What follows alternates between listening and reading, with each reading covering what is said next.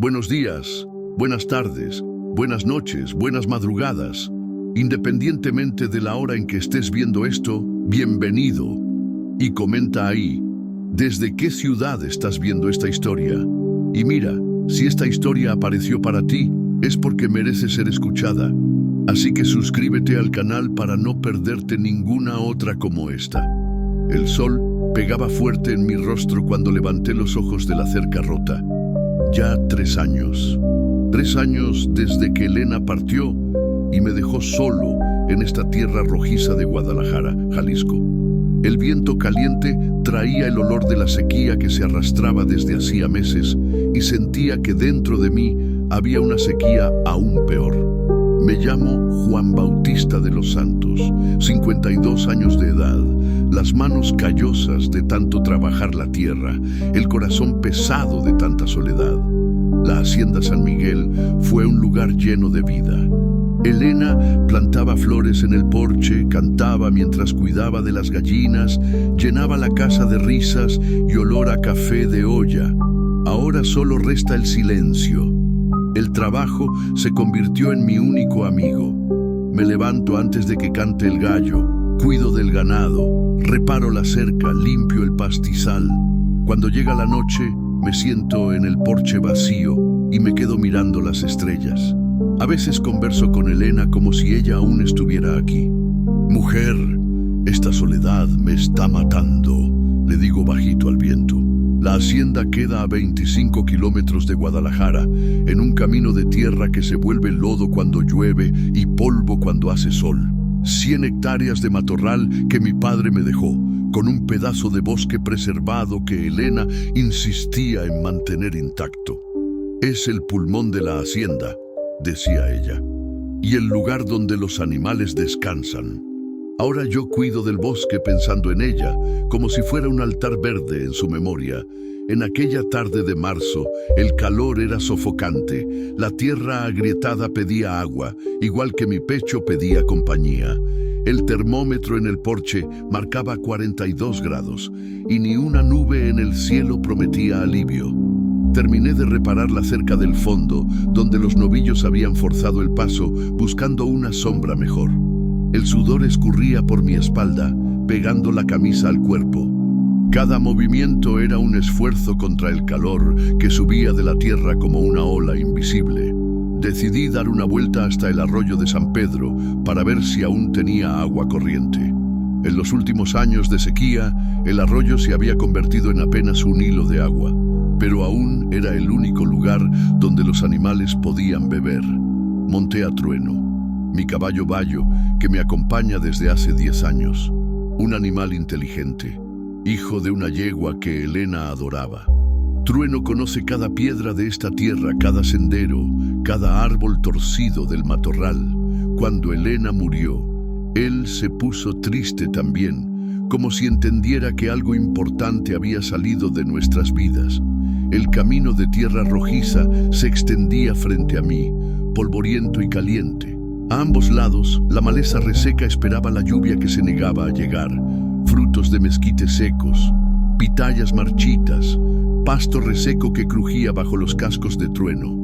El ruido de las cigarras era el único sonido que rompía el silencio pesado de la tarde. Un coro persistente que parecía gritar contra la sequedad del mundo. Trueno caminaba despacio, las patas levantando nubes de polvo que se pegaban a mi sudor. Paramos algunas veces en la sombra rala de los huizaches para descansar. El caballo bufaba, sacudiendo la cabeza para espantar las moscas que insistían en posarse en sus ojos. Fue cuando llegamos cerca del puente viejo sobre el arroyo de San Pedro que todo cambió. El puente es un vestigio de los tiempos de mi abuelo, hecho de madera de aile que resiste desde hace más de 50 años. A Elena le gustaba venir aquí al caer la tarde. Decía que era el lugar más bonito de la hacienda. Yo evitaba pasar por aquí desde que ella murió. Trueno se detuvo de repente, las orejas en pie, el cuerpo tenso como cuerda de guitarra. Conozco a mi caballo desde hace mucho tiempo. Cuando él se pone así es porque algo no está bien. Los animales sienten cosas que uno no ve, especialmente Trueno, que siempre fue listo de más para un caballo común. «¿Qué pasa, Trueno?», murmuré, pasando la mano por su cuello. El animal sacudió la cabeza y dio un paso hacia atrás. Sus orejas se movían hacia adelante y hacia atrás, captando sonidos que yo no conseguía oír. Sus ojos estaban fijos en dirección al arroyo, alertas como un perro de caza que olfateó una presa. Desmonté y me acerqué a la orilla, forzando la vista entre las ramas de los árboles. El sol estaba bajo, creando sombras alargadas que danzaban en el agua. Lianas colgaban de las ramas como cortinas verdes y el olor a lodo húmedo subía del lecho del arroyo. Pero había algo más. Algo que no debería estar allí.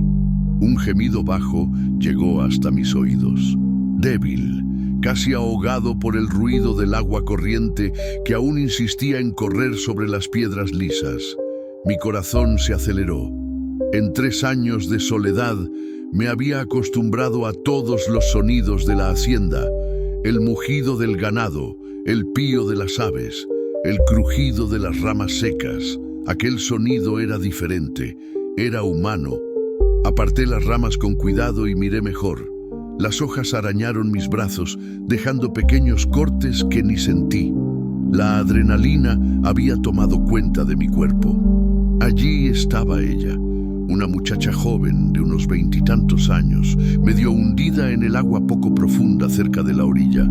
Las ropas empapadas pegadas al cuerpo delgado, el pelo oscuro esparcido como algas, un vestido sencillo, de algodón azul, que ya había visto días mejores. Estaba consciente, pero parecía no tener fuerzas para moverse. Sus brazos se movían despacio en el agua, como si estuviera intentando nadar, pero sin conseguir coordinar los movimientos. La cabeza oscilaba para los lados, e incluso desde lejos se notaba que algo andaba muy mal. «Madre de Dios», susurré. Corrí hasta la orilla del agua, el corazón latiendo desbocado. La muchacha me vio llegar e intentó hablar, pero solo salió un gemido bajo. Sus ojos eran grandes, oscuros, llenos de miedo y de una tristeza que yo nunca había visto antes. Eran ojos de quien había pasado por cosas que nadie debería pasar. Entré en el agua sin pensar. El arroyo estaba frío, una diferencia brutal con el calor de la tarde. La corriente no era fuerte allí, pero la muchacha parecía débil de más para luchar contra ella. Sus ropas pesaban, arrastrándola hacia abajo como anclas. «Calma, muchacha», dije, extendiendo la mano. «Vengo a ayudarte». Ella me miró por un tiempo que pareció eterno. Vi desconfianza en sus ojos, como si esperara que yo fuera una persona más que iba a lastimarla. Pero también vi esperanza. Una chispa pequeña, pero que brillaba fuerte en medio de tanto miedo. Despacio, ella extendió su mano temblorosa en mi dirección. Sus dedos eran finos, helados, y temblaban como hoja en el viento. La piel estaba arrugada de tanto tiempo en el agua, y había marcas extrañas en sus muñecas, marcas moradas que parecían de cuerda o esposas. Cuando nuestros dedos se tocaron, sentí que algo más grande que nosotros dos estaba sucediendo en aquella tarde caliente de marzo. Una conexión que no conseguía explicar, como si el destino hubiera tramado aquel encuentro. Tiré de ella con cuidado hasta la orilla, mis brazos sujetando su cuerpo frágil contra mi pecho. Ella pesaba casi nada, como un pajarito herido. Su respiración era rápida, jadeante, y sentía su corazón latiendo desbocado contra mis costillas. Cuando la acosté en la hierba de la orilla, bajo la sombra de un guamúchil viejo, vi que estaba embarazada. La barriga pequeña, de unos 5 o 6 meses, se movía despacio con su respiración. Sus manos se movieron instintivamente para proteger la barriga, incluso inconsciente. «¿Cómo te llamas?», pregunté, quitándome mi camisa para cubrir sus hombros. «María», respondió con una voz débil, casi un susurro. «María de la Gloria». El nombre salió de su boca como una oración. «María de la Gloria». Un nombre bonito para una muchacha que parecía haber perdido toda la gloria de la vida. ¿Y usted? ¿Cómo se llama?, preguntó, intentando sentarse. Juan Bautista de los Santos. Esta es mi hacienda. María miró a su alrededor, como si estuviera intentando entender dónde estaba y cómo había llegado allí. Sus ojos se detuvieron en Trueno, que nos observaba a la distancia, aún alerta. Yo estaba caminando, dijo, su voz ganando un poco de fuerza. Caminando toda la noche. Cuando vi el agua pensé en entrar y nunca más salir. Sus palabras me helaron la sangre. Entendí al instante lo que estaba diciendo. Una mujer embarazada, sola, desesperada lo suficiente para considerar lo impensable. ¿Qué te ha pasado?, pregunté con cuidado. María bajó los ojos, sus manos apretando el borde de su vestido mojado. Es una historia larga, murmuró. Tengo tiempo, respondí, y por lo visto necesitas ayuda. Ella me miró de nuevo, estudiando mi rostro como si estuviera intentando decidir si podía confiar. Debía estar acostumbrada a hombres que lastimaban, que mentían, que prometían ayuda pero solo traían dolor. No quiero causar molestias, dijo finalmente. Muchacha, casi te ahogas en mi arroyo. Estás embarazada, mojada, temblando de frío incluso con este calor. Si eso no es problema mío, entonces no sé qué lo es. Una sonrisa pequeña apareció en su rostro, la primera que veía desde que la encontré. Gracias, susurró. Y fue así, en aquella tarde de sol fuerte y tierra seca, que mi vida cambió para siempre. Yo no lo sabía aún, pero aquella muchacha que saqué del agua iba a enseñarme que incluso en el corazón más reseco puede brotar una esperanza nueva. Ayudé a María a levantarse y caminamos despacio hasta donde Trueno esperaba. El caballo la miró con curiosidad, sin demostrar el nerviosismo que acostumbraba a tener con extraños. Era como si él supiera que ella necesitaba cuidado. ¿Puedes montar?, pregunté. Creo que sí, respondió, pero sus piernas temblaban. Ayudé a subirla a la silla, teniendo cuidado con su barriga. Monté detrás, sujetando las riendas con una mano y a ella con la otra. El olor de su cabello mojado mezclado con el perfume de las flores del campo creaba una fragancia extraña, melancólica. El camino de vuelta a casa fue silencioso. María se recostaba en mi pecho, exhausta, y yo sentía el peso de la responsabilidad que acababa de aceptar. No sabía nada sobre aquella mujer, pero sabía que no podía dejarla irse en aquel estado. Cuando la hacienda San Miguel apareció en la curva del camino, con sus cercas blancas y la casa sencilla de teja roja, María suspiró. «Es bonito aquí», dijo bajito. «Mi difunta esposa decía lo mismo», respondí, sorprendido por conseguir hablar de Elena sin sentir el dolor de costumbre. «Murió hace mucho tiempo. 3 años. Cáncer. Lo siento mucho. Gracias». Era la primera vez en 3 años que hablaba de la muerte de Elena con un extraño, y por algún motivo no dolió tanto como esperaba. María de la Gloria no conseguía andar bien. Sus piernas temblaban como vara verde, y a cada paso ella se apoyaba más en mi brazo. La caminata desde la orilla del arroyo hasta donde Trueno esperaba había sido corta, pero aún así ella estaba jadeante, como si hubiera corrido kilómetros. Acerqué a Trueno al porche y la ayudé a bajar de la silla.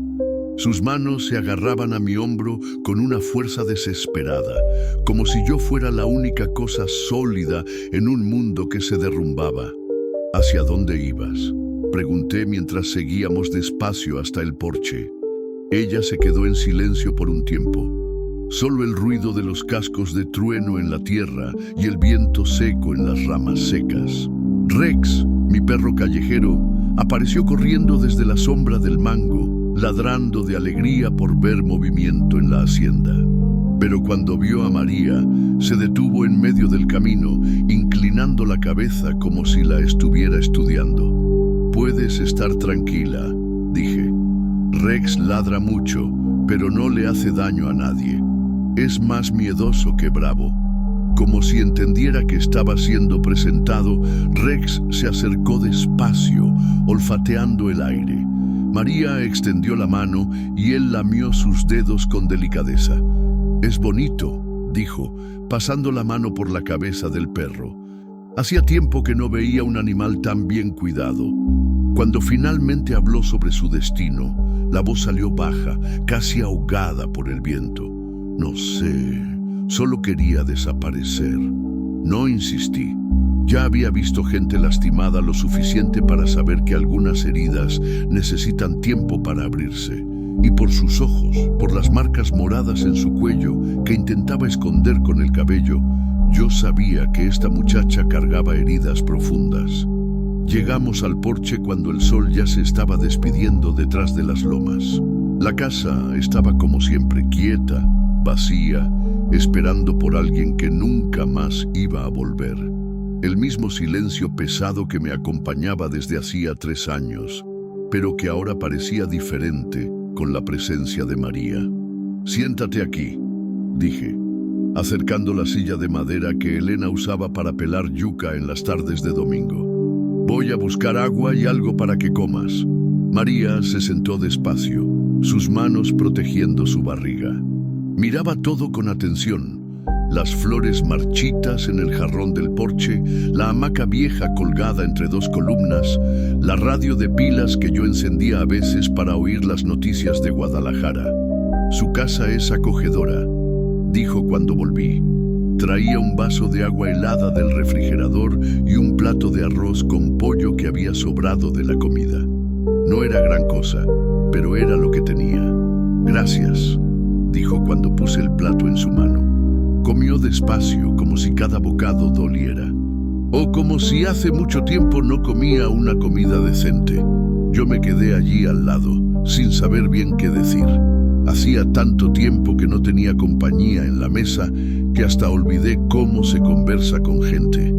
Entre un bocado y otro, María miraba hacia el horizonte donde el sol pintaba el cielo de naranja y rojo.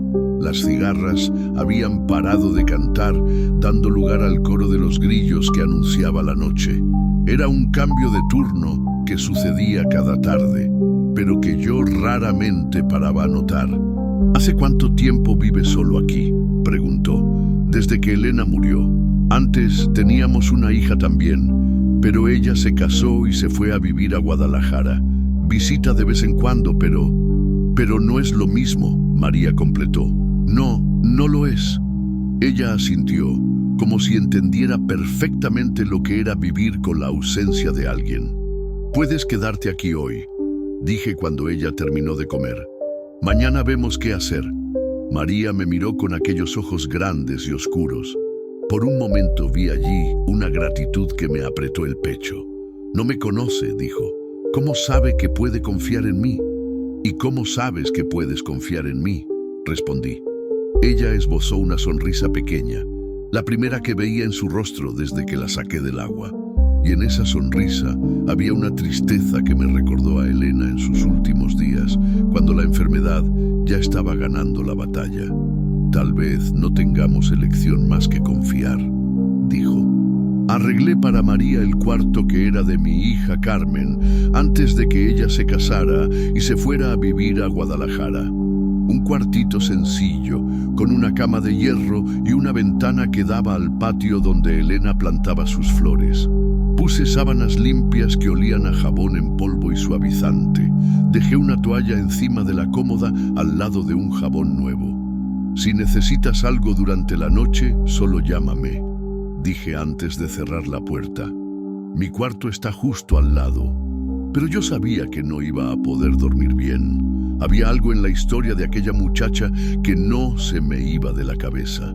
Las marcas en el cuello, el modo en que se encogía cuando yo me acercaba mucho, el miedo que brillaba en sus ojos, incluso cuando intentaba sonreír. Me acosté en mi cama, pero el sueño no venía. Me quedaba mirando al techo, escuchando los ruidos de la noche, el ulular del tecolote en el guamúchil, el ruido de los grillos, el viento moviendo las hojas secas en el patio. Sonidos familiares que normalmente me calmaban, pero que aquella noche parecían cargados de ansiedad. Alrededor de la medianoche, me levanté y fui hasta la ventana. La luna estaba casi llena, iluminando el pastizal donde algunas vacas rumiaban tranquilas. Todo parecía normal, pero yo tenía una sensación extraña, como si algo estuviera por suceder. Fue alrededor de las 2 de la madrugada que los gritos comenzaron. Me desperté de golpe, el corazón acelerado. Eran gritos ahogados, como si alguien estuviera intentando gritar con la boca tapada. Me levanté de la cama y corrí hasta el cuarto de María, pisando descalzo en el piso frío. La puerta estaba entreabierta. Empujé despacio y vi a María debatiéndose entre las sábanas, sudada, el rostro contorsionado de terror. Sus manos agarraban el aire como si estuviera intentando defenderse de algo invisible. ¡No! ¡Por favor, no!, gritaba bajo, aún durmiendo. Yo no hice nada malo, te juro que no hice nada. Me acerqué despacio y toqué su hombro con cuidado. María, María, despierta, es solo un sueño. Sus ojos se abrieron de una vez, muy abiertos, buscando algún peligro en la oscuridad. Cuando me vio allí parado al lado de la cama, comenzó a llorar. Un llanto bajo, de quien ya ha llorado tanto que no tiene más lágrimas, pero que el cuerpo insiste en intentar. «Perdón», dijo, limpiándose el rostro con el dorso de la mano. Yo soñé que él estaba aquí». «¿Quién?», pregunté, sentándome en el borde de la cama. María miró por la ventana, hacia la oscuridad de afuera donde la luna creaba sombras extrañas en el patio. Tardó un tiempo en responder, como si estuviera juntando coraje para hablar en voz alta el nombre que la atormentaba. «Mi marido, exmarido», corrigió rápidamente. «Sebastián». El nombre salió de su boca como si fuera veneno. Y en ese momento yo entendí que aquellas marcas en el cuello no habían sido un accidente, ni las marcas en las muñecas, ni el miedo que ella cargaba como una sombra. «¿Él te lastimó?», pregunté, ya sabiendo la respuesta.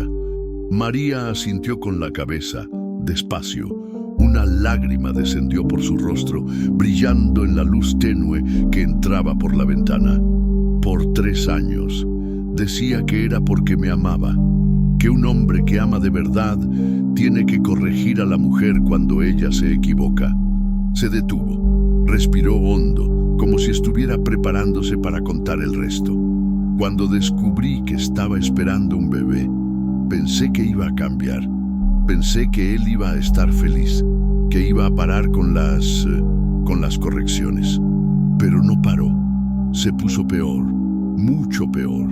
Decía que si el hijo nacía y no era como él quería, la culpa iba a ser mía, que yo tenía que ser perfecta para criar a un hijo perfecto». Sentí una rabia subir por mi pecho. Una rabia de quien ya ha visto la maldad del mundo y no consigue entender cómo un hombre puede lastimar a quien debería proteger.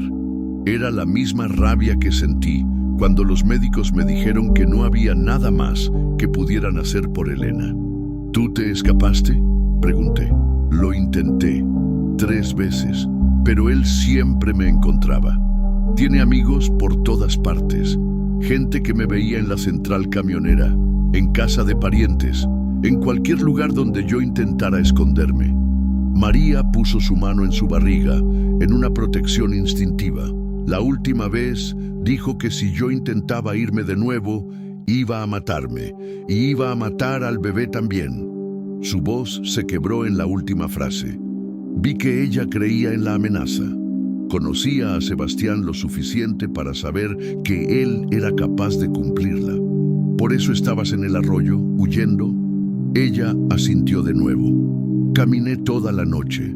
Salí de Guadalajara a pie, por el camino viejo que pasa por aquí. Cuando vi el agua, pensé en entrar y nunca más salir. Pensé que sería más fácil para todo el mundo». Se detuvo, respiró hondo. «Pero ahí me acordé del bebé. Él no tiene la culpa de nada. No puedo hacerle eso». María puso ambas manos en su barriga ahora, como si estuviera conversando directamente con el niño que había dentro. Cuando usted me sacó del agua, fue como si Dios me hubiera mandado un ángel, continuó. Alguien que me recordara que aún existe bondad en el mundo. Yo me quedé allí sentado en la oscuridad, escuchando el viento mover los árboles de afuera. Aquella mujer había pasado por un infierno y ahora estaba allí en mi casa, con miedo de todo y de todos. «¿Estás segura aquí?», dije, y por primera vez en mucho tiempo sentí que tenía un propósito. Nadie va a lastimarte mientras estés bajo mi techo. María me miró con aquellos ojos grandes, queriendo creer, pero con miedo de decepcionarse de nuevo. «¿Cómo puede estar tan seguro?», preguntó. «Porque ya perdí gente de más como para dejar que alguien sufra frente a mí», respondí, y era la verdad más pura que había salido de mi boca en años. Afuera comenzó a llover, las primeras gotas de la temporada, golpeando el tejado de lámina como pequeñas bendiciones. El ruido creció despacio, de un tamborileo suave a un ritmo más fuerte y constante. María giró el rostro hacia la ventana y sonrió. Una sonrisa verdadera esta vez. «Hacía tanto tiempo que no veía llover», dijo bajito. Yo también sonreí. Por primera vez desde que Elena murió, sentí que tal vez la sequía dentro de mí también podía tener fin. La lluvia de afuera lavaba el polvo del mundo, y tal vez pudiera lavar también la tristeza que yo cargaba hacía tanto tiempo. «¿Quieres que me quede aquí hasta que te duermas de nuevo?», ofrecí. «No es necesario», dijo, pero su voz no sonaba convincente. «No es molestia. Hace tiempo que no tengo con quién conversar durante una lluvia». María se acostó de nuevo, tirando de la sábana hasta el mentón. Yo me quedé sentado en la silla al lado de la cama, escuchando la lluvia en el tejado y su respiración calmándose poco a poco. «Juan», llamó bajito, casi durmiendo. «Sí, gracias por todo. No hay nada que agradecer. Descansa ahora». Me quedé allí hasta estar seguro de que ella estaba durmiendo. Después volví para mi cuarto, pero no conseguí dormir más. Me quedaba pensando en la historia de María, en el coraje que ella tuvo para escapar, en el miedo que cargaba en sus ojos. Y pensaba también en Sebastián, un hombre que yo no conocía, pero que ya odiaba. Un hombre que era capaz de amenazar a una mujer embarazada, de torturar a quien debería amar. Miré la foto de Elena en la mesa de noche y murmuré: «Mujer, creo que tú me mandaste a esta muchacha para recordarme que aún tengo trabajo que hacer en esta vida». La lluvia continuó hasta el amanecer, y cuando el sol nació, el mundo parecía lavado, renovado. Igual me sentía yo por dentro. Los días que siguieron fueron diferentes de todos los otros desde la muerte de Elena. La casa tenía vida de nuevo. María se despertaba temprano, incluso antes que yo, y cuando yo llegaba a la cocina ya encontraba el café listo y el olor del pan de dulce que ella había aprendido a hacer con la receta que Elena dejó anotada en un cuaderno viejo. Ella tenía maña con los animales. Las gallinas, que no me dejaban acercarme a la hora de recoger los huevos, comían maíz en la palma de su mano. Trueno, que siempre fue arisco con extraños, dejaba que ella pasara la mano por su cuello sin reclamar. Hasta Rex, mi perro callejero testarudo, se había vuelto su mejor amigo. «¿Usted ha tenido hijos?», preguntó María una mañana de jueves, mientras yo reparaba la puerta del corral y ella daba comida a los cerdos. La pregunta me tomó por sorpresa. Era temprano, el sol aún estaba bajo, y la tierra húmeda del sereno se pegaba en nuestras botas. «Una hija, Carmen», respondí, sin levantar los ojos de la madera que estaba clavando. «Vive en Guadalajara, tiene familia propia, visita de vez en cuando». «¿Y ella sabe que yo estoy aquí?». Detuve el martillo en el aire. Era una pregunta que yo mismo me había hecho algunas veces en los últimos días. «Aún no le he llamado», admití. «Pero María, tú no tienes que preocuparte por eso. Si alguien pregunta, tú eres una prima lejana que vino a ayudar en la hacienda». Ella asintió, pero vi en su mirada que la preocupación no había pasado. María cargaba el mundo en sus espaldas, siempre esperando que algo malo sucediera. Era como si ella hubiera perdido la capacidad de creer que las cosas podían salir bien. Carmen es una buena muchacha, continué, volviendo a clavar el clavo en la madera. Cuando te conozca, le vas a agradar. Ella siempre dijo que yo necesitaba compañía aquí en la hacienda. ¿Y usted cree que necesita? La pregunta me hizo parar de nuevo. Miré a María, que estaba echando la baza para los cerdos. Su cabello brillaba en el sol de la mañana y su barriga ya estaba más aparente debajo del vestido sencillo que Carmen había traído en su última visita. Creo que sí, respondí despacio, solo que no lo sabía aún. Ella sonrió, y fue una sonrisa diferente, menos triste, más esperanzadora.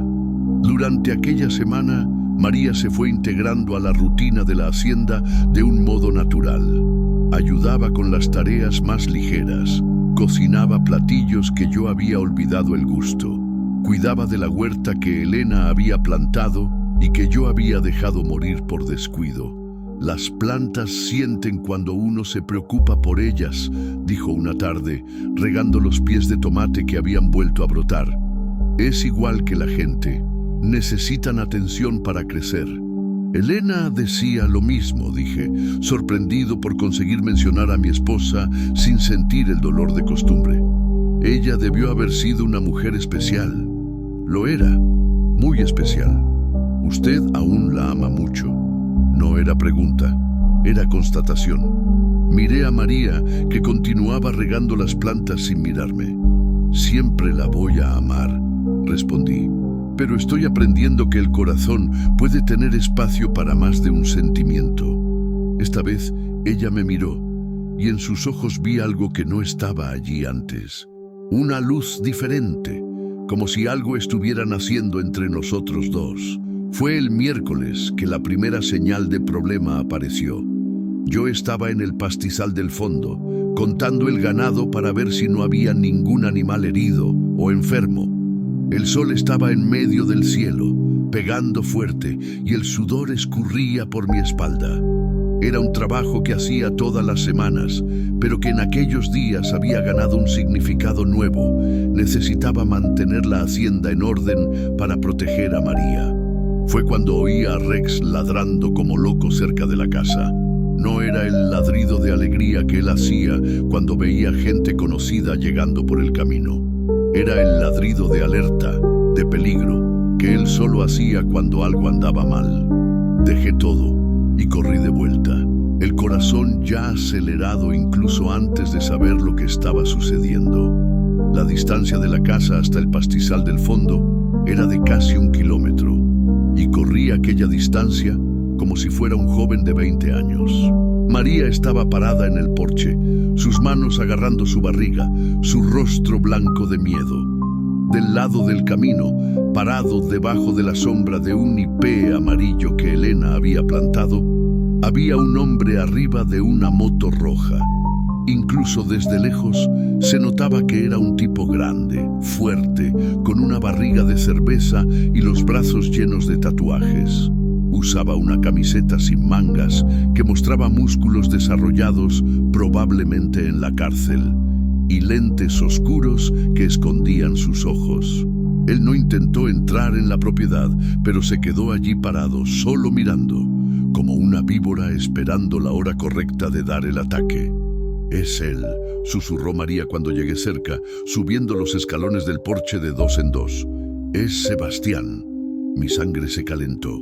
Entré en casa, agarré la escopeta de caza que quedaba detrás de la puerta de la cocina y confirmé si estaba cargada. 2 balas. No era mucho contra un hombre de aquel tamaño, pero tenía que servir. Volví para el porche con el arma en la mano. El hombre continuaba allí, parado como una piedra, pero ahora se había quitado los lentes y conseguía ver su rostro. Era un rostro duro, lleno de cicatrices pequeñas, con ojos fríos como los de un lagarto. «¿Qué quieres aquí?», grité desde el porche. Sebastián esbozó una sonrisa que no llegó a sus ojos. Una sonrisa de quien sabía que tenía poder sobre las personas, que estaba acostumbrado a intimidar y conseguir lo que quería. «Vine a buscar a mi mujer», gritó de vuelta, su voz gruesa resonando por el valle, «y al hijo que ella carga en su barriga». «Aquí no hay nada que sea tuyo», respondí, sujetando firme la escopeta. Él rió alto, un sonido desagradable que espantó a los pajaritos de los árboles próximos. «Viejo, usted no sabe con quién se está metiendo. María es mi esposa, ante Dios y la ley, y nadie va a impedirme llevarme lo que es mío». Sentí a María temblar a mi lado.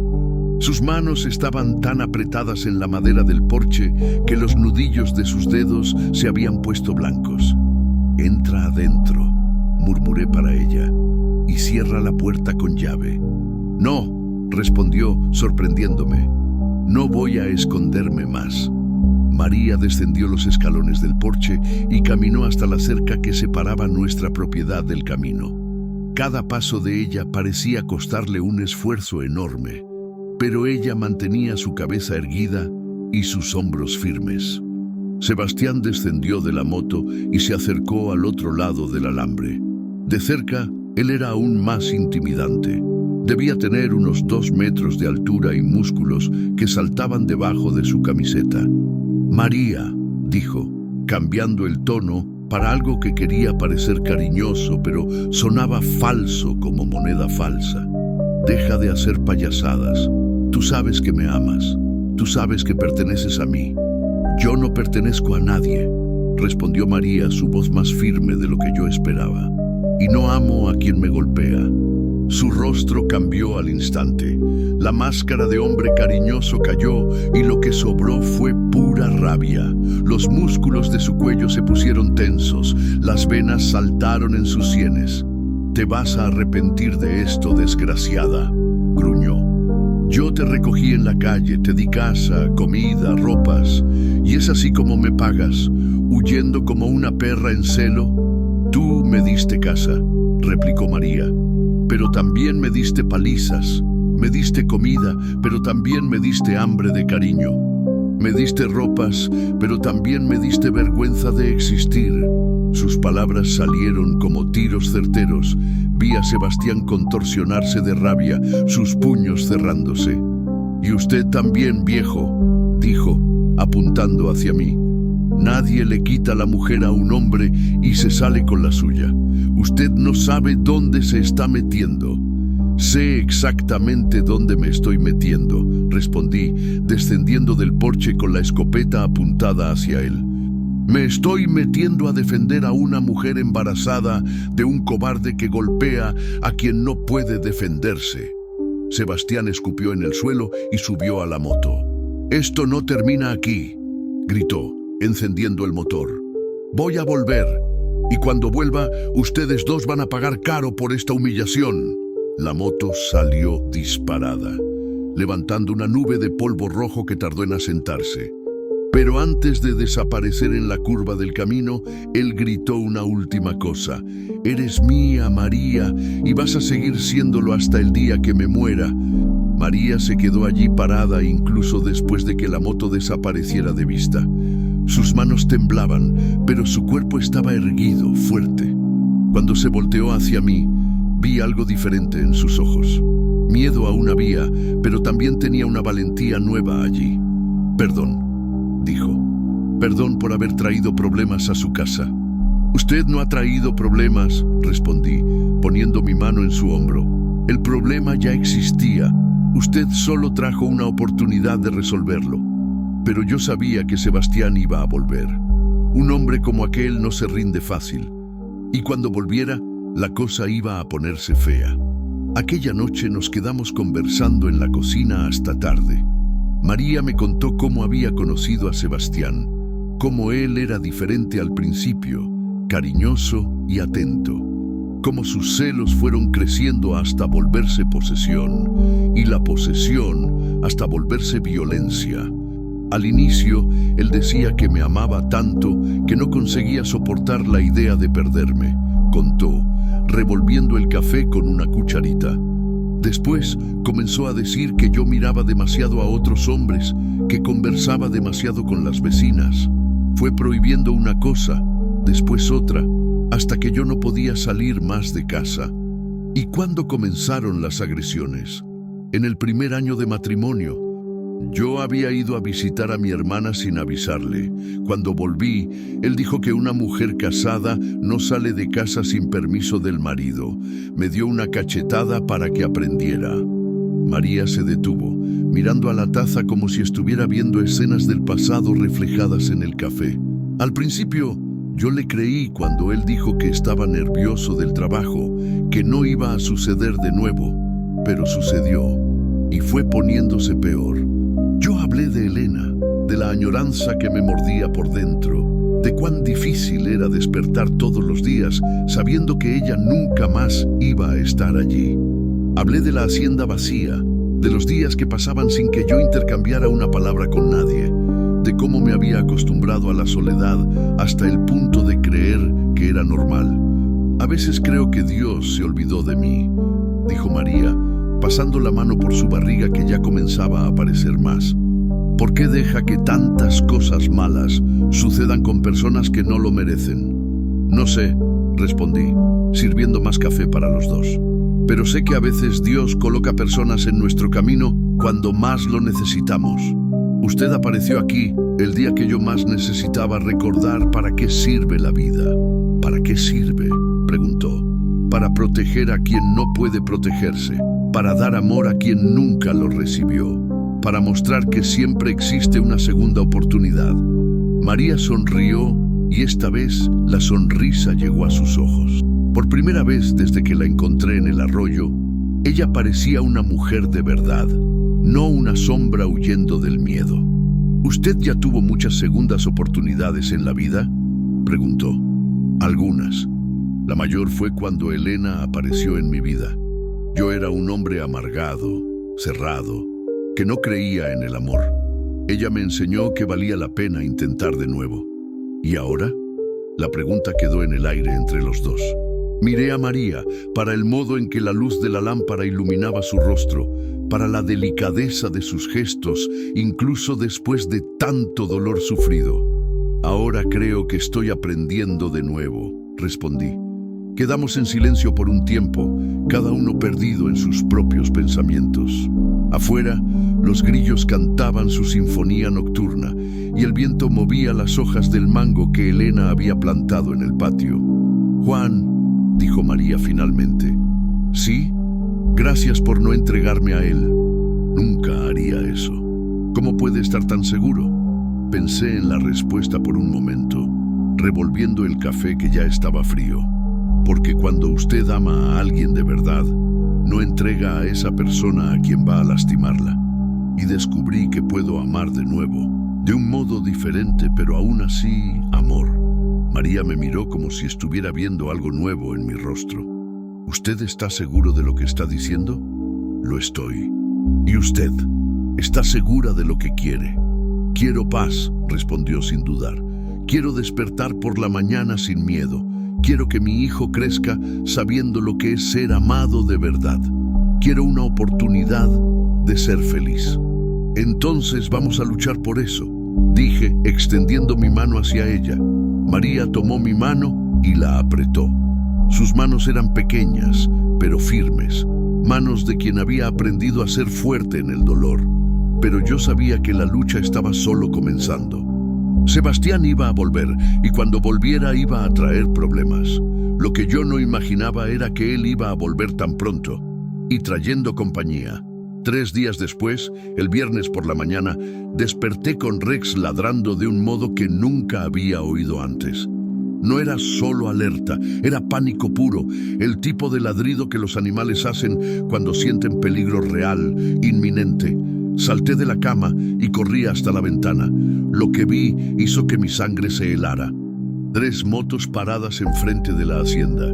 Sebastián y otros 2 hombres, todos grandes, todos con cara de quien no estaba allí para conversar amigablemente. Uno de ellos sujetaba una barra de hierro. El otro tenía algo que parecía un revólver metido en la cintura. ¡María!, grité corriendo hasta su cuarto. ¡Despierta! ¡Ellos volvieron! Ella ya estaba despierta, sentada en la cama, sus manos agarrando las sábanas. Había oído las motos llegando y sabía lo que eso significaba. ¿Cuántos?, preguntó, su voz calmada de más para quien estaba con tanto miedo.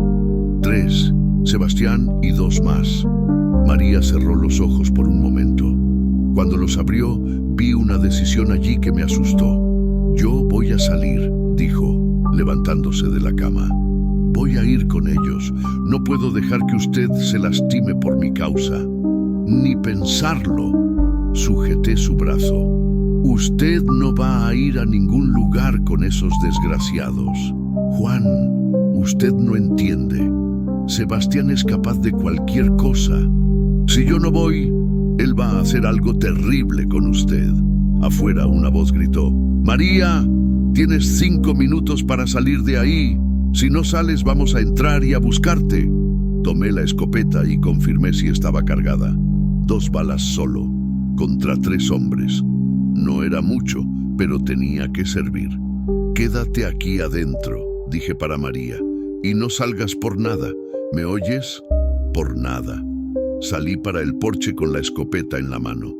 Los 3 estaban parados cerca del portón, sonrientes como si fuera un juego. Sebastián dio un paso adelante. ¿Y qué tal, viejito? Traje unos amigos para que conozcas. Este de aquí es Carlitos, dijo, apuntando para un sujeto calvo lleno de tatuajes que parecía haber salido directo de la cárcel. Y este es el Rata, indicó al otro, flaco como una vara de pescar, pero con ojos de quien ya había hecho mucha cosa mala en la vida. Ellos vinieron a ayudarme a buscar a mi familia. Su familia no está aquí, respondí, apuntando la escopeta en dirección a ellos. Y ustedes no son bienvenidos en mi propiedad.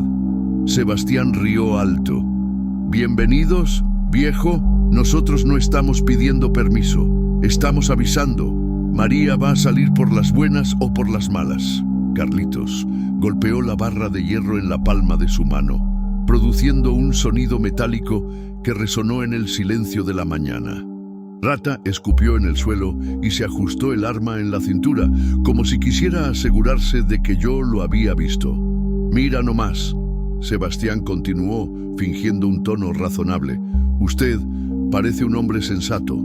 No queremos problemas con usted. Solo queremos a María y al bebé que ella carga. Es nuestro derecho. ¿Derecho?, disparé, sintiendo la rabia subir en mi pecho. ¿Qué derecho tiene de golpear a una mujer embarazada? La sonrisa desapareció de su rostro. Lo que sucede entre marido y mujer no es asunto de extraños. Ya no están casados, rebatí. Ella me contó. Se separaron hace tiempo. Un papel no vale nada, Sebastián gruñó. Ella es mía, y el hijo también. Ante Dios, ella juró obedecerme, y va a obedecer. Fue ahí que la puerta de la casa se abrió. María apareció en el porche, pálida pero determinada. Descendió los escalones despacio, como si cada paso pesara 1 tonelada. ¡María, no!, grité. Pero ella continuó caminando hasta quedar a mi lado. «Sebastián», dijo, su voz firme, «ya te lo he dicho, no voy a volver, nunca más». Su rostro se contorsionó de rabia. «Desgraciada, vas a volver, sí, incluso si tengo que arrastrarte por los cabellos». Él hizo una mención de saltar la cerca, pero se detuvo cuando apunté la escopeta directamente a su pecho. «El primero que pase esta cerca va a conocer a San Pedro personalmente», dije. Por un momento quedamos todos allí parados, como en una danza mortal. El viento movía las hojas secas del hipé. Rex continuaba ladrando en el fondo del patio, y el sol pegaba fuerte en nuestras cabezas. Carlitos dio un paso hacia la lateral, intentando una posición mejor. Rata puso su mano en el cabo del arma. Sebastián calculaba las chances, sus ojos fijos en María, como si ella fuera un trofeo que había perdido. Fue cuando sucedió la cosa que cambió todo. María gimió bajo y se dobló, sujetando su barriga con las 2 manos. Su respiración se volvió rápida, jadeante. ¡Ay, Dios mío! susurró. Creo que el bebé está viniendo. La miré asustado. Aún era temprano. Por su cuenta, faltaban casi 3 meses para el parto, pero una mancha húmeda estaba esparciéndose en su falda y su rostro estaba contraído de dolor. «Ahora no, María», murmuré. «Ahora no». Sebastián vio la situación y soltó una carcajada cruel. «Miren nomás, el bebé quiere nacer cerca de su padre. Es una señal, María. Hasta tu propio hijo está mandándote volver para casa». María gimió de nuevo, más alto esta vez. Se agarró de mi brazo, sus uñas clavándose en mi piel. «Juan», susurró, necesito ayuda». Mi corazón se aceleró. Estaba solo, con una mujer entrando en trabajo de parto prematuro, 3 hombres peligrosos del otro lado de la cerca y la ciudad más próxima a 40 kilómetros de distancia. «Necesito llevarla para el hospital», dije, más para mí mismo que para ellos. «No vas a llevarla a ningún lado», gritó Sebastián. «Mi hijo va a nacer aquí y después ustedes 2 van a ir conmigo. Pueden olvidarse de esa historia de hospital». María se dobló de nuevo, gimiendo de dolor. Esta vez fue diferente, un grito que cortó el aire como una cuchilla. Vi sangre comenzando a escurrir por sus piernas. En aquel momento todas las amenazas, todas las armas, todo el miedo quedaron en segundo plano. La única cosa que importaba era salvar a María y al bebé. «Voy a entrar con ella», dije, sujetando a María por los hombros. «Ustedes se quedan ahí afuera el tiempo que quieran, pero ahora ella necesita cuidado». Llevé a María de vuelta para adentro de casa, dejando a Sebastián y a los matones gritando amenazas allá afuera. Cerré la puerta y apoyé una silla enfrente. «¿Qué vamos a hacer?», preguntó María entre las contracciones, su rostro mojado de sudor y lágrimas. Miré por la ventana. Los 3 hombres se habían acomodado en la sombra del IP, como si fueran a esperar el tiempo que fuera necesario. «Vamos a tener ese bebé», respondí, intentando transmitir una confianza que no sentía. «Y después vamos a encontrar un modo de salir de esta». Pero mirando para la sangre en la falda de María, para el dolor en su rostro, para la furia de los hombres allá afuera, yo sabía que estábamos entrando en la tormenta más peligrosa de nuestras vidas. Ayudé a María a acostarse en mi cama, la única de la casa que era lo suficientemente grande para que ella estuviera cómoda. Busqué toallas limpias, agua tibia, todo lo que podía ser útil en una situación como aquella. «Duele mucho», lloró agarrando mi mano con fuerza. «Duele mucho y el bebé no se está moviendo más». Mi corazón se hundió. Puse mi mano en su barriga y esperé. Nada, ni una patada, ni un movimiento. El silencio de dentro de su barriga era sobrecogedor. «Tal vez él solo está descansando para nacer», dije, intentando calmarla a ella y a mí mismo. Pero yo sabía que algo estaba mal, muy mal. Las horas que siguieron fueron las más largas de mi vida. María estaba acostada en mi cama, gimiendo a cada contracción que venía más fuerte y más seguida. Yo no sabía nada sobre partos, pero sabía que algo estaba mal, muy mal. La sangre no paraba de escurrir, manchando las sábanas que Elena había bordado con tanto cariño. María se estaba poniendo cada vez más débil, su rostro pálido como papel, sus labios sin color.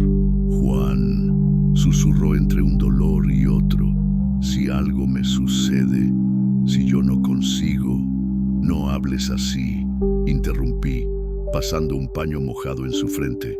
«Usted va a estar bien, los 2 van a estar bien», pero las palabras salían vacías. Yo estaba mintiendo para ella y para mí mismo. María necesitaba un médico, de un hospital, de alguien que supiera qué hacer. Y yo estaba allí, un campesino de 52 años que nunca había visto un parto en su vida, intentando salvar 2 vidas con las manos vacías. Allá afuera, Sebastián y los otros habían encendido una fogata debajo del IP. De vez en cuando gritaban alguna cosa, recordando que aún estaban allí, esperando. Oye, viejito. La voz de Sebastián resonó por la tarde. ¿Cómo está mi mujer? ¿Mi hijo ya nació? No respondí. Estaba ocupado de más intentando entender qué hacer. María sujetaba mi mano con una fuerza que no parecía posible para alguien tan frágil. Duele mucho, lloró. Duele mucho y el bebé no se está moviendo más. Mi corazón se hundió, puse mi mano en su barriga y esperé. Nada, ni una patada, ni un movimiento. El silencio de dentro de su barriga era sobrecogedor. Tal vez él solo se está preparando para nacer, dije, pero mi propia voz sonaba sin convicción. Fue cuando tuve una idea loca, desesperada, pero que podía funcionar. María, ¿consigues caminar?, pregunté. Ella me miró con los ojos vidriosos de dolor. ¿Para dónde? Hay un sendero en los fondos de la hacienda. Lleva directo a la casa de don Antonio, mi vecino. Él tiene una camioneta. Puede llevarnos para Guadalajara. ¿Y ellos?, apuntó con la cabeza hacia la ventana. Van a quedarse esperando aquí enfrente mientras nosotras salimos por los fondos. María intentó levantarse, pero una contracción fuerte la derrumbó de vuelta en la cama. Gritó tan alto que tengo certeza que Sebastián oyó allá afuera. No consigo, suspiró. No tengo fuerza. Miré por la ventana. El sol ya se estaba poniendo, pintando el cielo de rojo. Sebastián estaba bebiendo cerveza, riendo con los otros dos, esperando que la noche llegara para hacer alguna cosa. Fue ahí que oí un ruido diferente, motor de coche subiendo el camino. Espié por la cortina y vi una pick-up azul aproximándose.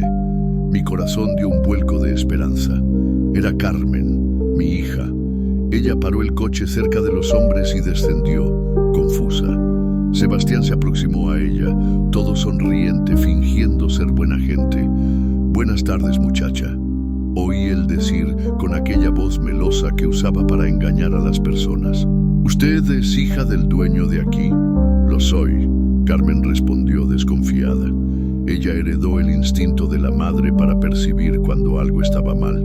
«¿Por qué pregunta?» «Ah, es que estamos aquí esperando. Su padre está con mi esposa ahí adentro. Ella va a tener un bebé». Carmen miró para la casa, después para los tres hombres, y vi en su rostro que algo no estaba cuadrando. Ella conocía la hacienda, sabía que yo no recibía visitas, mucho menos mujeres embarazadas. «Mi papá no me habló de ninguna mujer embarazada», dijo ella. «Es que fue algo de último momento, ¿sabes cómo es?» Sebastián sonrió, pero la sonrisa no engañaba a nadie que prestara atención. Carmen dio algunos pasos en dirección a la casa, pero Carlitos se movió para bloquear su camino. «Mejor esperar aquí afuera, mocita», dijo él, su voz gruesa. «El parto es algo delicado. No puede haber mucha gente estorbando». Vi a mi hija endurecer su rostro. Carmen heredó la terquedad de su madre y mi temperamento fuerte. Cuando se enojaba, era como una leona acorralada. «Quítense de enfrente», dijo ella, firme. «Voy a hablar con mi papá». «Nadie va a hablar con nadie». El rata se metió, poniendo la mano en el mango del arma que cargaba en su cintura. Fue ahí que Carmen entendió que no estaba en una situación normal. La vi retroceder despacio, sus manos temblando, pero manteniendo su cabeza erguida. Dentro de la casa, María gimió de nuevo. Un dolor que cortó mi alma. Cuando la miré, vi que se había desmayado. Su respiración estaba débil, demasiado rápida. Tomé una decisión. Agarré la escopeta y abrí la puerta de enfrente de una vez. «¡Carmen!», grité. «¡Corre para la pick-up!». Mi hija no perdió tiempo. Corrió para el coche mientras yo apuntaba el arma para los tres hombres. Sebastián se levantó despacio, sus manos en alto, pero sonriendo como si todo fuera parte de un juego. «Calma ahí, viejito», dijo él. «No necesita de toda esta violencia. Ustedes tienen 5 segundos para subirse en sus motos y desaparecer de aquí», dije, mi dedo en el gatillo. «¿Y si no desaparecemos?». Carlitos preguntó, sujetando la barra de hierro como si fuera un bate de béisbol. Ahí ustedes van a descubrir si esta escopeta funciona. Por un momento que pareció eterno, quedamos todos parados. Carmen dentro de la pick-up con el motor encendido. Los tres hombres calculando las chances. Yo sujetando un arma con 2 balas contra 3. Fue Sebastián quien rompió el silencio. «Está bien», dijo él, levantando sus manos en un gesto teatral. «Nos vamos. Pero esto no termina aquí, viejo. Nadie se queda con lo que es mío». Ellos se subieron en sus motos despacio, como quien no quería dar su brazo a torcer. Sebastián fue el último en salir, pero antes de irse gritó, «María, voy a volver. Puedes estar segura de que voy a volver, y cuando vuelva vas a recordar quién es tu dueño». Las motos desaparecieron en el camino de tierra, dejando apenas el ruido del motor de la pick-up de Carmen y el silencio pesado de la noche que llegaba. Corrí de vuelta para adentro. María estaba despierta, pero su rostro estaba blanco como el papel. «¿Carmen?», preguntó confusa. «Mi hija». Ella llegó en el momento correcto. Carmen entró corriendo en la casa, paró en la puerta del cuarto y abrió sus ojos al ver a María acostada en la cama, la sábana manchada de sangre. «Papá, ¿qué situación es esta?». «Después te explico», dije, tomando a María en mis brazos. Ella pesaba menos que un saco de alimento para animales, como si el dolor hubiera consumido toda la substancia de su cuerpo. «Ahora necesito llevarla para el hospital. ¡Rápido!». Carmen no hizo preguntas. Abrió la puerta de atrás de la pick-up y me ayudó a acomodar a María en el asiento. La sangre manchó la tapicería, pero no tenía tiempo para preocuparme con eso. «Maneja lo más rápido que puedas», dije para Carmen. «La vida de ella y del bebé dependen de eso». La pick-up salió disparada por el camino de tierra, levantando una nube de polvo rojo. María estaba acostada en mi regazo, su respiración cada vez más débil.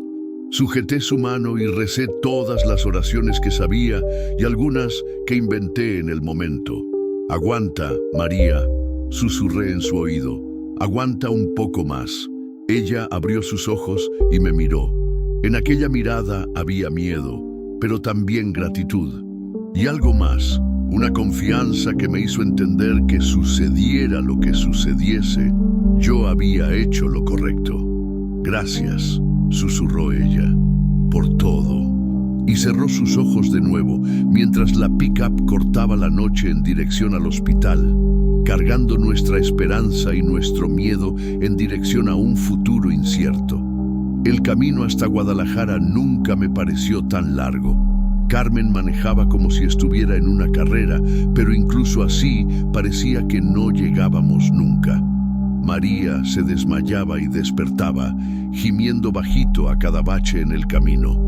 «¿Cuánto falta?», grité para Carmen. «Unos 15 kilómetros», gritó ella de vuelta. 15 kilómetros que parecían 15 horas. Cuando las luces de la ciudad finalmente aparecieron en el horizonte, sentí un alivio que casi me hizo llorar. Estábamos llegando. Iba a salir todo bien. Tenía que salir. 2 semanas después, me senté en el porche de la Hacienda San Miguel con una taza de café humeante en mis manos. El sol estaba naciendo atrás de las lomas, pintando el cielo de rosa y dorado. El mismo porche donde yo pasaba tardes enteras conversando solo con Elena. Pero ahora era diferente, muy diferente. María estaba en la cocina preparando el desayuno. La oía canturreando bajito una música que no conocía, una melodía suave que se mezclaba con los sonidos de la mañana en el campo. Del cuarto al lado venía un llanto fino, quejumbroso, de quien acaba de despertar y quería atención. Miguel fue el nombre que ella escogió para el niño. «Como su hacienda», dijo ella cuando los médicos dijeron que los dos iban a estar bien. «San Miguel me protegió y usted también». El parto fue difícil. Llegamos en el hospital de Guadalajara en la madrugada. María casi desmayada. Yo y Carmen desesperados. Los médicos corrieron con ella para la sala de cirugía. Me dejaron sentado en una silla de plástico del corredor, rezando y esperando noticias.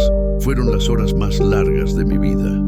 Carmen se quedó a mi lado todo el tiempo, sin hacer preguntas sobre María o sobre lo que había sucedido en la hacienda. Solo sujetaba mi mano y decía que todo iba a salir bien. La misma cosa que yo había dicho para María durante el viaje, pero que ahora necesitaba oír de alguien. «Papá», dijo ella en una hora, «¿quién es esta muchacha para usted?». Era una pregunta que yo mismo no sabía responder bien. «Es alguien que necesita ayuda», dije, y que me ayudó también sin saber. «¿A usted le agrada ella?». «Me agrada, más de lo que debía tal vez». Carmen asintió, como si entendiera cosas que yo aún estaba descubriendo. «Mamá no se iba a enojar», dijo ella bajito. «Ella siempre quiso que usted fuera feliz». Cuando el doctor salió de la sala por la mañana, su rostro no revelaba nada. Era un hombre más joven que yo, de bata blanca y ojos cansados, de quien había pasado la noche trabajando. Paró enfrente de mí, se quitó el gorro, respiró hondo. «¿Señor Juan?», preguntó. «Soy yo. La madre y el bebé están bien. Fue por poco, pero lo conseguimos. El bebé nació prematuro, pero está respirando solo y sus signos vitales están normales». Mis piernas se tambalearon. Carmen sujetó mi brazo, también llorando de alivio. «Era un embarazo de riesgo», el médico continuó. «La señora sufrió violencia física reciente, tiene hematomas antiguos y recientes por todo el cuerpo. El parto prematuro fue causado por el estrés y por los traumas sufridos». Sentí una rabia subir en mi pecho. Incluso lejos, Sebastián casi había matado a María y a su hijo. «¿Pero ahora ellos están bien?», pregunté. «Lo están. El bebé se va a quedar algunos días en la incubadora por precaución, pero no hay nada grave. Y la madre se está recuperando bien de la cirugía». «¿Puedo verlos?». «En un rato. María aún se está recuperando de la anestesia». Cuando finalmente me dejaron entrar en el cuarto, María estaba despierta, con Miguel en su regazo. Él era un bebé pequeño, rojizo, pero respirando fuerte. Sus ojos eran iguales a los de su madre, grandes, oscuros, listos. Mire nomás. María sonrió cuando me vio, su voz aún débil por la anestesia. «Llegó nuestro guerrero». «Nuestro». La palabra me tomó por sorpresa. Me calentó por dentro como un trago de tequila en un día frío. «¿Quiere sujetarlo?», preguntó ella.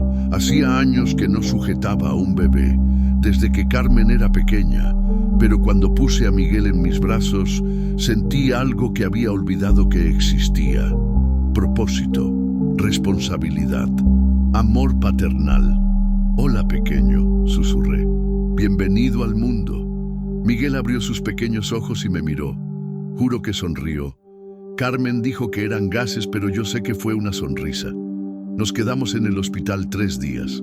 Carmen ayudó con todo.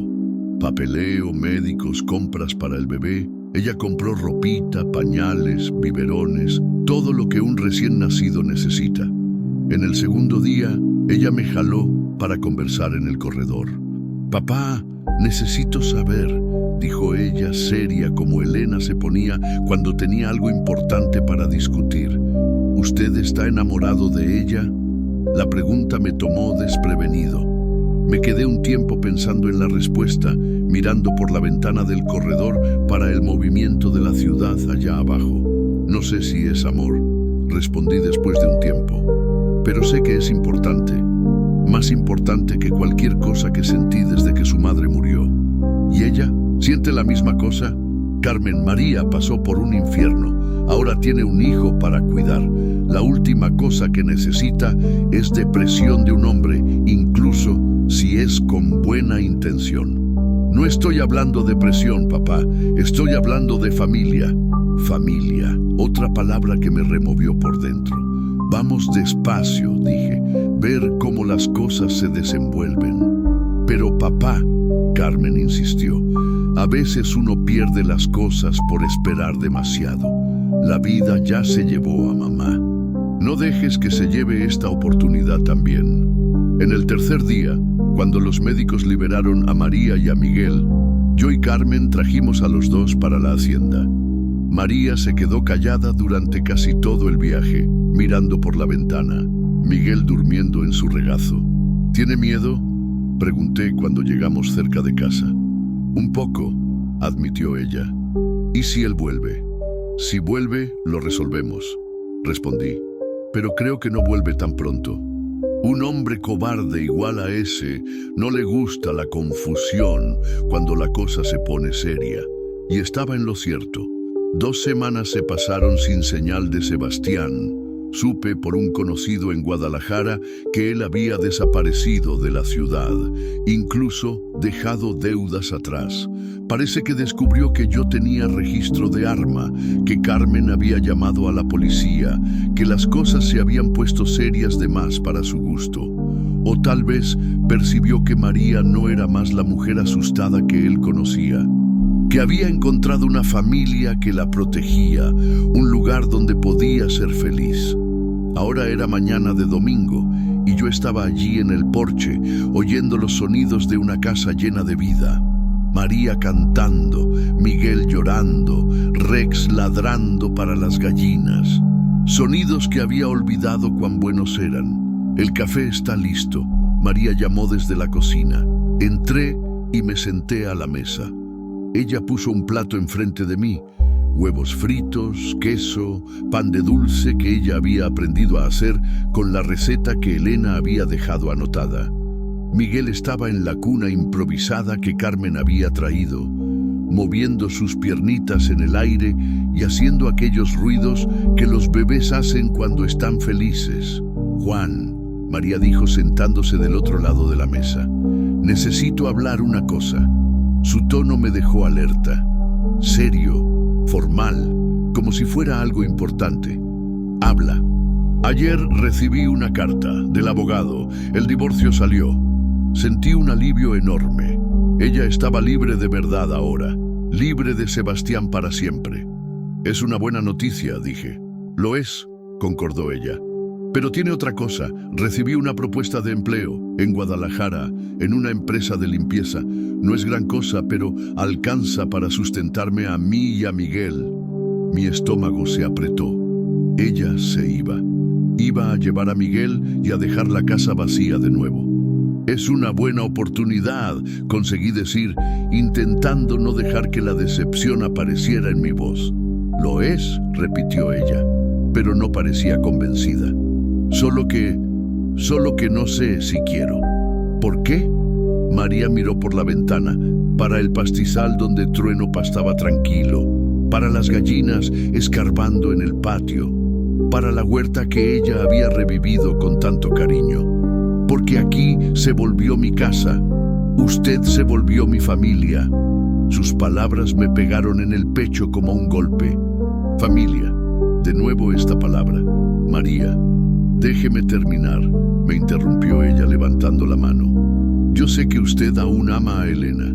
Sé que siempre la va a amar. No estoy pidiendo para que se olvide de ella o para que finja que no existió». Paró, respiró hondo.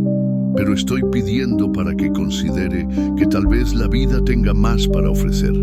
Para nosotros dos, para nosotros tres», corrigió ella, mirando para Miguel. Quedé en silencio, revolviendo el café con la cuchara. Allá afuera un cenzontle cantó en el árbol de mango, el mismo cenzontle que a Elena le encantaba oír por la mañana. «¿Usted está segura?», pregunté. «¿Segura de que es esto lo que quiere? Una vida simple aquí en el interior, con un hombre mayor, en una hacienda pequeña». María sonrió, la sonrisa que había aprendido a amar en estas semanas. «Juan, yo nunca tuve una vida simple. Siempre tuve una vida complicada, llena de miedo, llena de dolor. Simple parece perfecto». Me levanté de la silla y fui hasta la ventana. Miré para la tierra roja, para el cielo azul, para los árboles que Elena había plantado. Sentí la presencia de ella allí, no como un fantasma, sino como una bendición. «Elena», murmuré bajito, «ayúdame a saber si esto está bien». Y juro que sentí. una brisa tibia que tocó mi rostro, un perfume de flor que ella siempre usaba, una sensación de paz que no sentía hacía años, como si ella estuviera diciendo que todo estaba bien, que era hora de vivir de nuevo. Me giré para María, que estaba esperando con Miguel en su regazo.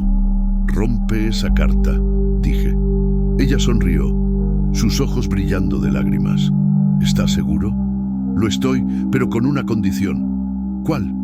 «Cásate conmigo, de verdad, ante Dios y los hombres, para que nadie nunca más dude de quién eres y a dónde perteneces». Miguel escogió aquel momento para soltar un llanto, como si estuviera aprobando la idea. María rió, lloró, asintió con su cabeza. «Sí», dijo ella, «1000 veces sí». Y fue así, en una mañana de domingo con olor a café y sonido de niño, que descubrí que la vida siempre tiene una segunda oportunidad para quien tiene el coraje de aceptarla. El casamiento fue sencillo, en la iglesia de Guadalajara, con Carmen como madrina y el padre que había casado a Elena y a mí. María usó un vestido blanco sencillo que Carmen compró y Miguel durmió todo el tiempo en el regazo de la madrina. Cuando el padre preguntó si yo aceptaba a María como esposa, miré en sus ojos y vi todo lo que necesitaba saber. Amor, esperanza, gratitud y una voluntad inmensa de ser feliz. «Acepto», dije, y mi voz salió firme, sin duda. Cuando ella dijo sí, Miguel despertó y dio un grito como si estuviera festejando. Todo el mundo rió y yo sentí que Elena estaba allí, feliz por nosotros. 6 meses después, en una tarde de diciembre con lluvia cayendo mansa en el tejado de lámina, me senté en el mismo porche para escribir esta historia. Miguel estaba gateando por la sala. María estaba cosiendo una ropita para él. Rex dormía en la sombra. La hacienda San Miguel no ha cambiado mucho por fuera. Mismas cercas, mismo ganado, misma tierra roja, pero por dentro está irreconocible. Tiene vida, tiene amor, tiene futuro. Miguel creció fuerte y listo. Ya se pone de pie solo, balbucea palabras que solo María entiende y tiene la sonrisa más bonita que ya vi en un niño. Carmen viene a visitar cada fin de semana. Trae regalos para su hermanito y ayuda a María con las cosas de mujer. «Papá», ella me dijo en una de esas visitas, «usted parece 10 años más joven». Y yo me sentía más joven, en verdad, como si tener una familia de nuevo me hubiera dado fuerzas que había olvidado que tenía. A veces, cuando el sol se pone atrás de las lomas y el silencio se apodera del valle, aún extraño a Elena. Siempre la voy a extrañar. Pero aprendí que el corazón tiene espacio para más de un amor, y que salvar a alguien, a veces, es la única manera de salvarse a sí mismo. María me enseñó que no importa cuán seca esté la tierra de nuestro corazón, siempre puede llover de nuevo, y cuando llueve, hasta el matorral más reseco se vuelve jardín. Hay noches que despierto y me quedo mirando a María dormir, a Miguel en la cuna al lado de nuestra cama, y no consigo creer que esta vida es mía. Después de 3 años de soledad, de conversar solo en el porche, de sentir que mi vida había acabado junto con Elena. ¿Cómo fue que tuve tanta suerte?, pregunto bajito para la oscuridad, y la respuesta siempre viene en la forma de una memoria. María medio ahogada en el arroyo, sus ojos llenos de miedo y esperanza, su mano extendida pidiendo ayuda. A veces uno salva a alguien sin saber que se está salvando a sí mismo también. Anoche, Miguel dio sus primeros pasos. Salió gateando de la cuna, se apoyó en la pared y caminó 3 pasos tambaleantes hasta mi regazo. María aplaudió, yo lo sujeté en el aire y Rex ladró de alegría. «Mira nomás», María dijo, sus ojos brillando. «Nuestro niño está creciendo. Nuestro niño, nuestra familia, nuestra vida». Cuando acosté a Miguel para dormir y fui a sentarme en el porche con María, ella recostó su cabeza en mi hombro. «¿Usted se arrepiente?», preguntó bajito. «¿De qué?». «De haberme sacado del agua aquel día».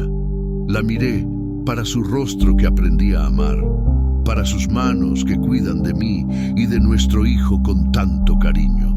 María, dije, si yo supiera que sacarte del agua iba a traer tanta felicidad para mi vida, me hubiera sumergido de cabeza en aquel arroyo. Ella rió, y el sonido de su risa se mezcló con el canto de los grillos y el ruido de la lluvia que comenzaba a caer allá afuera. Lluvia. Siempre lluvia cuando algo importante sucede en nuestra vida. Creo que va a ser una buena cosecha este año, dijo ella, mirando para el cielo. Así es, concordé, en todos los sentidos. Y era verdad. La tierra estaba verde de nuevo, el ganado gordo, la casa llena de vida, pero principalmente mi corazón había vuelto a latir bien. A veces la vida nos quiebra solo para mostrar que aún podemos florecer. Y a veces salvar a alguien es la única manera de salvarnos a nosotros mismos. En la sequía del corazón siempre puede brotar una lluvia de esperanza.